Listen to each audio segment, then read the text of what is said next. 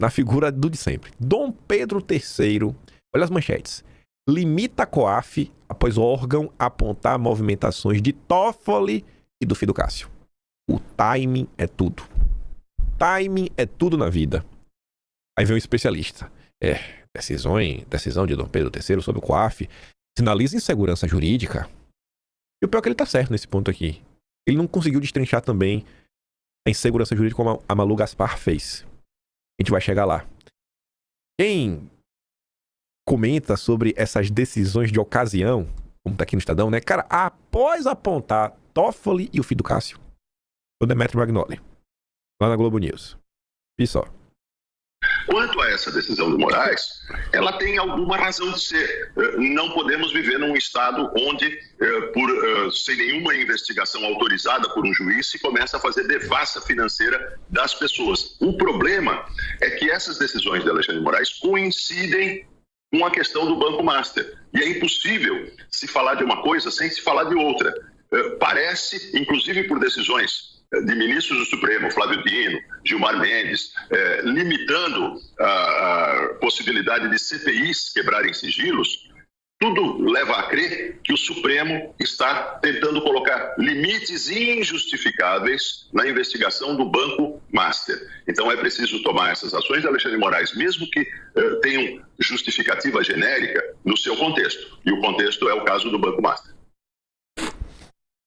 Esse é o contexto. E para você ver que realmente é intragável.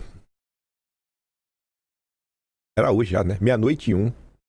Liminar de Dom Pedro III, que restringe o COAF, é guinado em relação ao que ele mesmo decidiu há 7 meses. Então, quando vem o Lucas Aragão, doidinho, falar, né? Olha, insegurança jurídica. Pô, o cara tá tomando no contexto do Master. Ele se contradisse em 7 meses. Mas calma que não vai ficar só na manchete, não. Além de driblar o entendimento do Supremo, válido desde 2019, Dom Pedro III deu uma guinada radical a seu próprio histórico de decisões ao impor a série de restrições ao uso de relatórios de inteligência financeira do COAF nesta sexta-feira. Há apenas 7 meses, em agosto de 2025, nessa mesma ação, olha só, ele deu uma liminar em sentido contrário. Afirmou que era permitido pela Constituição o compartilhamento de RIFs sem autorização judicial, desde que em procedimento formalmente instaurados e com garantia de sigilo. E esclareceu que os tribunais brasileiros, incluindo o STJ, não podiam anular investigações, não me vê com nulidade. Investigações que utilizassem RIFs produzidos antes da instrução penal. Esse destaque da Malu Gaspar vai fazer muito sentido na matéria seguinte do Caio Junqueira. Inclusive o que o Demetrio Magnoli falou, que é o contexto do Banco Master. Porque, conforme apontou o Ministério Público Federal, isso traria graves consequências à persecução penal, como anulação de provas, trancamento de inquéritos, revogação de prisões, libertação de bens apreendidos e a invalidação de operações policiais essenciais ao combate ao crime organizado, à lavagem de dinheiro e à sonegação fiscal. Nessa decisão, Dom Pedro III afirma estar buscando preservar a eficácia do entendimento do Supremo de 2019, em que ele liderou a corrente a favor do uso de RIFs em investigações sem prévia autorização judicial. Ele liderou em 2019, deu uma decisão em agosto de 2025 e agora deu cavalo de pau. Contexto é tudo, né? E tá ali, ó. Olha o contexto. Olha o contexto. Dom Pedro III abre mais um caminho que pode frear o caso Master. Mas como assim, Caio Junqueira? Ao restringir o poder do COAF, o magistrado abriu hoje mais uma brecha para que as investigações como a do Master não avancem. Mas não é só isso. O magistrado restringiu o poder do COAF e produziu relatórios sobre movimentações financeiras suspeitas e deixou claro que sua decisão alcança o passado. Documentos já fornecidos a investigações em curso. A decisão soa como música para advogados que buscam brechas para contestar o caso Master e se soma a outra manifestação de Gilmar Mendes na semana passada, que também sinalizou um rumo para nulidades futuras no caso. Os 2 ministros lideram o lado de Toffoli, a ala do Supremo, que em articulação com a cúpula do Congresso busca preservação política ante denúncias e, como apontam alguns juristas, conduziu o caso Master ao mesmo desfecho da Lava Jato. Até agora não conseguiram, mas o caminho das pedras está sendo dado. Nulidade, né? Nulidade do caso. Aí, diante dessa crise, aí eles têm que chamar especialistas, né? E análises políticas, Dharma Politics, o CEO, para falar o que todo mundo tá vendo. Né? Todo mundo tá vendo. Poderes perderam confiança e capacidade de acordo. Pergunte a qualquer bolsonarista na rua o que é que ele acha. Ele vai te falar isso daqui. Tu pode voltar no tempo, ano de 2018. Os que já votaram em Bolsonaro vão te falar a mesma coisa. Creomar, que nome bonito, viu? Alertou para o que chamou de tempestade perfeita que o Brasil enfrenta atualmente. O que nós encontramos no ano de 2026 é o Brasil imerso em uma tempestade perfeita, porque nós temos uma confluência de crises do ponto de vista institucional, político, decisório e internacional. Segundo o especialista, as perspectivas não são animadoras, a menos que surja uma liderança capaz de estabelecer novos compromissos entre as instituições. O ambiente não nos dá a possibilidade de pensar em prospectos que sejam muito animadores. Não é animador porque não tem como... Assim, as instituições, elas existem. Elas já fizeram um compromisso. O problema não são as instituições. Não é que as instituições saíram do trilho. Pessoas saíram do trilho. Não tem como você trazer as pessoas para o trilho. Infelizmente, algumas pessoas vão ter que sair para as instituições voltarem para o trilho. Então, a análise desse cara não para de pé. Mas ele provavelmente está falando, né? O que está todo mundo vendo. O Brasil acabou. A Sexta República chegou ao fim. Não tem como juntar esses cacos. Não tem como juntar esses cacos. Aí vem o Marovitch para falar do Supremo, né? Principal responsável pela destruição da República. Eu não baixei esse vídeo, tá? Mas eu abro aqui o perfil do Vinícius rapidinho e acho. Vinícius. Ação que fez o Supremo, ninguém pode engolir. O Supremo é um tribunal desmoralizado. Tá aí a pesquisa. E a cada momento se desmoraliza muito mais. Como o Supremo tinha que examinar. Agora, examinou dizendo muitas vezes, não, isso é questão interna. Como é questão interna? Está em jogo algo importantíssimo. Eu sei muito bem disso, porque em quase tudo eu fui minoria na minha vida. Tá? Tudo, minoria. Represento minorias. Sou minoria. E aí? E os direitos dessas minorias? Não pode. E aí tem o quê? Na representação parlamentar, o poder é do povo, exercita por seus representantes. E os representantes formam maioria e tem a minoria que não pode ser excluída. Tem um direito de minoria? Tem um direito de minoria. Está regrada no regimento? Está regrada. Precisa de assinaturas? Precisa. Tinham as assinaturas? Tinham as assinaturas. O Alcolumbre botou na gaveta. Por que ele botou na gaveta? Por um mero arbítrio. Foi arbitrário, abusivo, teve abuso. Ora, isso não quer dizer que se está defendendo o bolsonarista, longe disso.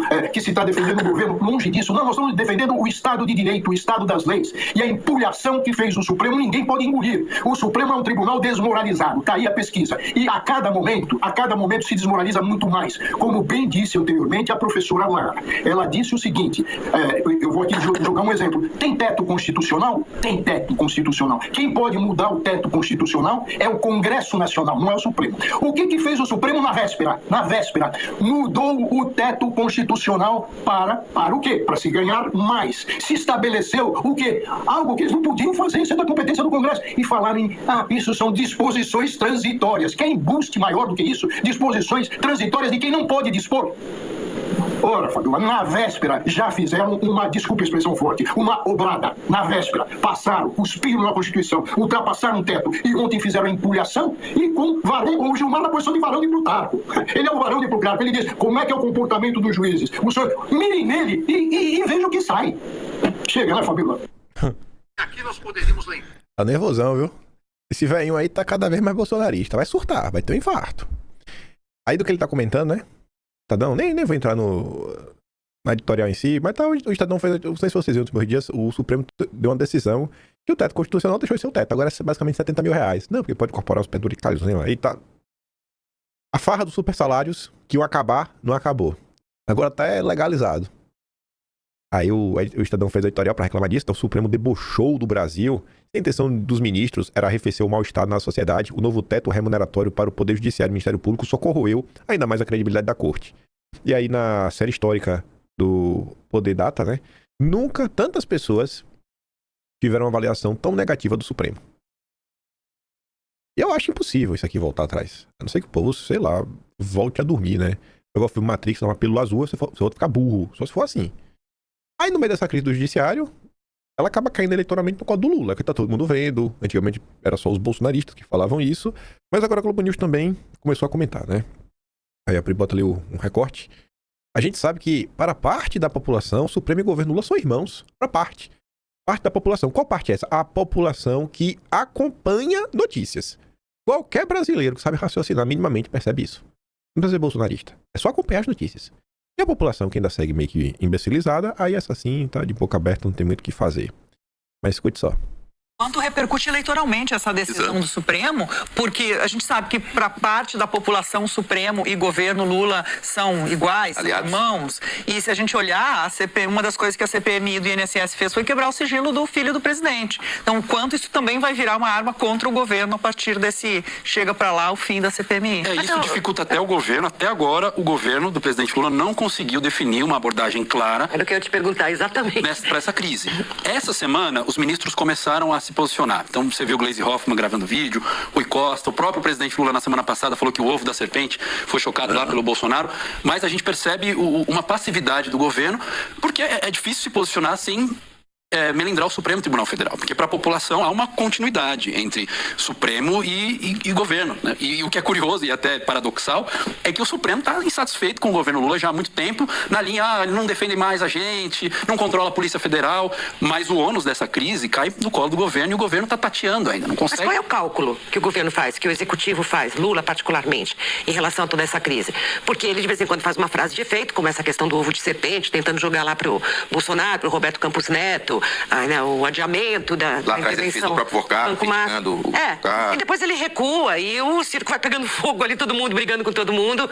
E eu acho que ele não tem uma avaliação ainda, o Palácio, de quanto que ele tem de conter danos ou quanto que ele deixa os outros se danarem, entendeu? Que estão na frente ali do problema, né? Os auxiliares do presidente, Mônica, dizem que a questão central é o Supremo, que é difícil falar desse assunto sem acabar atacando também o Supremo Tribunal Federal, e a gente sabe que o Supremo e o governo estiveram alinhados em uma série de temas nos últimos anos.